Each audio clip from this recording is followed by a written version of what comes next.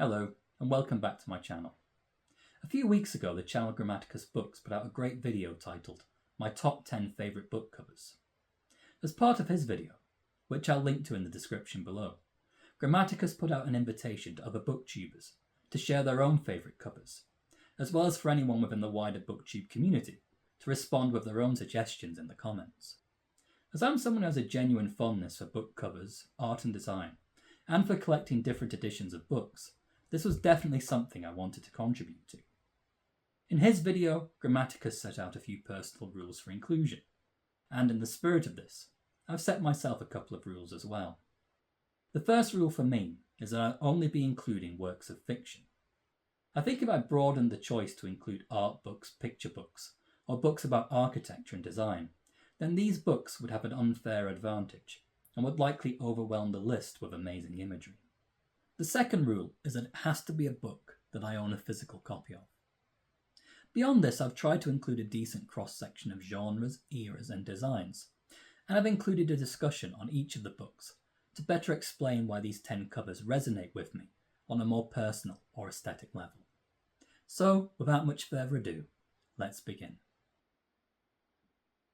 Beginning with number 10, we have The Street of Crocodiles by Bruno Schulz. This is a 1977 edition by Penguin Books, part of their Writers from the Other Europe series, and the cover illustration is by Schulz himself. Bruno Schulz was an art teacher, engraver, illustrator, writer, and literary critic. This collection was originally published in 1934 under the title Cinnamon Shops, and saw Schulz acclaimed as a close contemporary to Franz Kafka. The illustration by Schulz, which depicts this strange assortment of characters gathered around this odd assemblage of objects, is a great accompaniment to the book, which is effectively a short story collection following the intersecting lives of a family of eccentric characters and their wider community. Because the same characters occur and reoccur through each story, the book can be read as a complete narrative, or enjoyed as a series of strange individual scenes. Schulz was a phenomenal writer. His prose is incredible in its descriptive capabilities, often moving from the mundane to the surreal to the nightmarish, as his text transforms reality through the distortions of memory and imagination. This exaggerated carnival-esque quality of his writing is matched by the illustration on the cover, where the depiction of these eccentric characters, gathered around a strange unknowable object, is like a representation of the collection itself. As an aside, I recently bought another collection of Schulz's stories, Sanatorium Under the Sign of the Hourglass, first published in 1937. I've wanted to read this one ever since I saw its 1973 film adaptation by Wojciech Has, which is a very bizarre and unusual film. The cover for this collection features another of Schulz's original illustrations, but I think I like the contrast of colours a lot more on The Street of Crocodiles. Coming in at number 9, this is a book I've mentioned before on the channel, The Vanishing Futurist by Charlotte Hobson. This book was first published in 2016, and the cover design is credited to Loboka. As the title might suggest, this is a story set in Moscow in the early 20th century, and futurism, as well as other related art movements of the era, such as Purism and Cubo-Futurism, are each represented in the style of illustration. I really love the artwork for this cover, the use of colour and texture, as well as this slanting typeface, which feels very evocative of Soviet-era art and design. The appearance of these recurring suns suggests a character moving between different worlds, both culturally and geographically, but also psychologically. The cover also suggests the idea of conflict, of dividing lines between characters, as well as this contrast between our protagonist and their pursuit of a character who is no longer there, all relevant themes in The Vanishing Futurist. At number 8, I wanted to include a book from my Clive Barker collection. I really love the covers of these editions of Barker's work. They're all beautifully designed and illustrated, and really complement Barker's ornate, stylized approach to horror and dark fantasy. If I had to choose one cover for the purposes of this list, then I'm going to pick this 1996 edition of the author's 1988 novel Cabal. Cabal is the novel that Barker would later adapt into the film Nightbreed, an incredibly flawed work, both in its original 1990 theatrical release and in its subsequent director's cut, but a fascinating work nonetheless. Barker saw Cabal as a metaphor for homosexuality during the initial AIDS crisis of the 1980s, and how those within LGBT plus communities were being smeared as monsters, forced to live underground or in the shadows, existing like the hordes of Midian as a kind of exiled subculture. I don't think the metaphor is always as successful as it could have been, but nonetheless, the cover illustration of this HarperCollins edition represents the iconography of the story incredibly well. The central image of the two figures breaking through the gates of Midian illustrates Barker's interest in characters crossing the surface of hidden worlds. The ornate border surrounding the image has a definite Art Deco influence, but also suggests the influences of the tarot and the wider occult. Tracing the illustrations around the image, we see the story of these characters, connected by this vast tapestry of gold thread, locked in a restless battle between heaven and hell, good against evil. Unfortunately, none of these editions credit the cover artist, although my copy of Weaveworld has the credit drawings by Tim White, so perhaps Tim White also did the cover illustrations for this whole series. If you're watching this video, and you know who designed and illustrated the covers for these books, then please let me know in the comments. At number 7, I have to include this 1963 Penguin Books edition of Lord of the Flies by William Golding. The cover for this edition is illustrated by André Francois. The book, one of the classics of modern English literature, likely doesn't require much of an introduction, but I've always found this to be a pleasantly strange cover. The drawing has a certain naive, childlike quality, as if it could have been drawn by one of the characters from the book. The look of the characters is oddly haunting. That it feels quickly sketched, almost unfinished, suggests the descent into primitivism that the characters go through within the story, with this dark outline of the jungle behind them, forming the face of a snarling beast. Can we read this as an illustration of man's propensity for violence and tribalism, ever lurking beneath our surface of polite civility? Perhaps so. Either way, this is a phenomenal cover. Keeping the emphasis on Penguin Books, my next choice at number 6 is this 1975 edition of The Blood of Others by Simone de Beauvoir. At university, I got heavily into the existentialists and became an admirer of writers like Jean-Paul Sartre and Albert Camus. I've been keen to read something by Simone de Beauvoir for a long time, and when I spotted this classic edition in a second-hand shop over the summer, I couldn't say no. First published in 1945, The Blood of Others depicts the lives of several characters in Paris, leading up to and during the Second World War.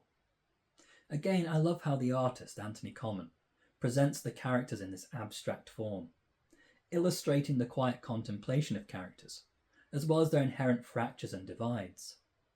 I think this is a really striking cover, and I love the way the iconic orange colour scheme of this era of Penguin Books really complements the image itself.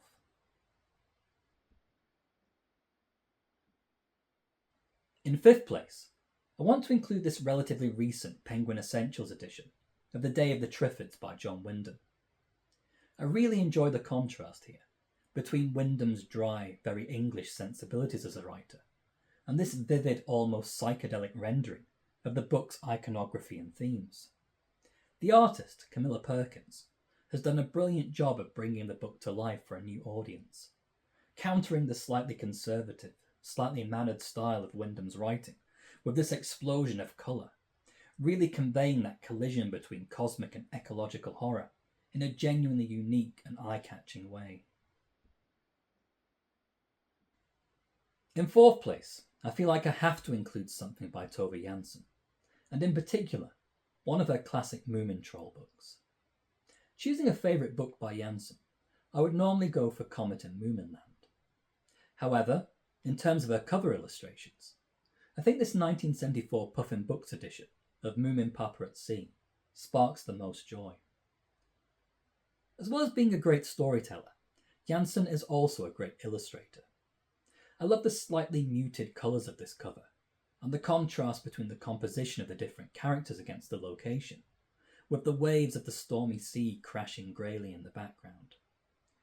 It captures a feeling of strange encounters and adventures, a perfect pastoral still life, transformed by Janssen's incredible imagination.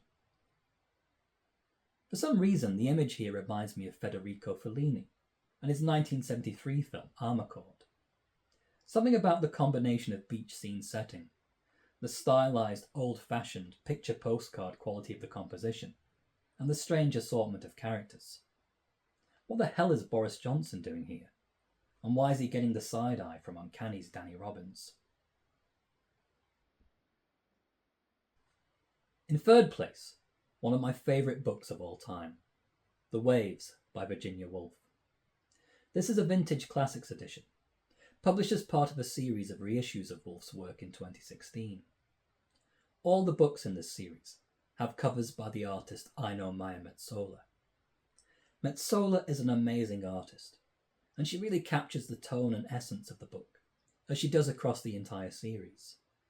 The expressionist scribbles here, which transform natural scenes, nature and the elements, into abstract impressions, perfectly mirror the modernist stream of consciousness style of Woolf's writing, which in turn deconstructs time and memory, and with it transforms reality itself. This was originally my partner's copy of the book, but she gifted it to me after learning that The Waves was a personal favourite. My own copy is this old Wordsworth Classic edition from 2000, which is fine, but arguably not as impressive. My choice for second place is actually my favourite cover. However, there's a personal story behind the final cover that I want to include. So, for this reason, I've decided to elevate that other book to the top spot. But this edition of Jamaica Inn by Daphne du Maurier really appeals to me. This is a 1969 Penguin Books edition, with a cover illustration by Colin Meyer. I loved the illustrations on this edition so much that I've now set myself a book buying project to collect all the other Daphne du Maurier books with cover illustrations by the same artist. I've since found a copy of The Flight of the Falcon, and I'll eventually be looking to replace my copy of Rebecca, although I do think the cover of my current edition is genuinely quite nice. I think this cover does a great job of capturing the atmosphere of the book, the sense of mystery and the fraught, often volatile relationship between its characters. I love the spare use of colour, with the almost maritime colour scheme reflecting the book's coastal setting. I love the distinctly 1960s comic strip stylizations of the characters, as well as the smaller details. For instance, the lines on the characters' scarves and hair, as well as the cross-hatching on the coat, the detailed texture, in contrast with the vacant, pallid quality of the characters' faces. I have a great personal affection for Daphne du Maurier's work. In 2016, I directed a theatre adaptation of du Maurier's book, My Cousin Rachel, which our local theatre company performed over several weeks for the entire summer season. This was the first time I'd directed a play, not based on one of my own scripts, and while it was a disappointing experience at the time, it was also a great opportunity to follow in the footsteps of titans like Alfred Hitchcock and Nicholas Roeg in bringing du Maurier's writing to life for a viewing audience. Finally, we come to my number one choice, my favourite book cover for the purposes of this list. Early in the existence of this channel, I made a not very good video about Stephen King's short story collection, Night Shift. In the video, I talked mostly about how my mum is a big fan of horror fiction. When I was growing up, she would always have a huge stack of horror books from our local library, just littered around the house. From a very young age, I found myself increasingly fascinated by the covers of these books, some of which genuinely unsettled me. I remember seeing the covers of Tengu by Graham Masterton, Endless Night by Richard Lehman, as well as Somebody Come and Play by Claire McNally, and feeling that odd push and pull between not wanting to look at them, but also not being able to look away.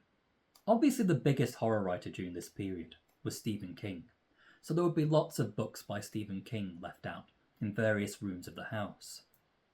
I'd see the covers of books like Misery, Needful Things, and Gerald's Game, and I would sometimes find myself reading the blurbs on the back cover, or even reading the first couple of pages, even though I wasn't supposed to.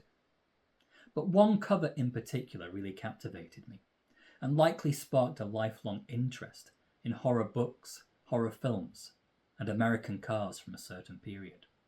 And that book was Christine. All through my childhood I was obsessed with cars, and specifically American cars from the 1950s, 60s and 70s. I still love vintage cars, but not to the same extent. The irony being that I don't actually own a car, despite living in a relatively rural part of the world. But seeing this cover at the age of 3 or 4, with the image of Christine, headlights blazing as she emerges from a darkened garage surrounded by a void of saturated red, stirred something deep in my already overactive imagination. The exaggerated proportions of the vehicle, the stark colour palette, and the little details like the skull and crossbones license plate, or the thin fog of exhaust fumes, were an invitation to dream. In much the same way that the book's protagonist, bullied teenager Arnie Cunningham, becomes obsessed with the car at first sight, I too was bewitched by this illustration, and later by the car itself as it appears in John Carpenter's 1983 film adaptation. As an aside, I'm not someone who genuinely collects film or pop culture memorabilia, but I do have a scale replica of Christine, which I got back in the mid-2000s. Thankfully this one is less murderous than its literary counterpart. A few years ago, when I started collecting old paperbacks, I had to find a copy of this specific mid-80s edition of King's Christine, the book that likely lit the spark of my own fondness for horror fiction, and in an odd way, recalls fond childhood memories of my mum. So that was my 10 favourite book covers. I feel like I've only scratched the surface here. I could very easily have made this a top 20. Looking around my bookshelves when I was planning this video, I could imagine making similar lists for some of my newer books, as well as my old Puffin books or vintage horror collections, or books on art and design. But for now, I think a simple top 10 is just fine. While this isn't a tag, I do want to tag a few of my favourite channels, especially those that have some incredibly beautiful or interesting books in their own collections. I'd love to know what some of your favourite book covers are. Remember, there are no rules for inclusion. You can showcase any kinds of books, and you don't have to own the books that you include. They can be books you've read in the past and no longer own, or they can be books you've taken out of the library and since returned. If this isn't something that inspires a video of your own, then I'd love to hear your thoughts, favourites and suggestions in the comments below. As ever, thanks for watching.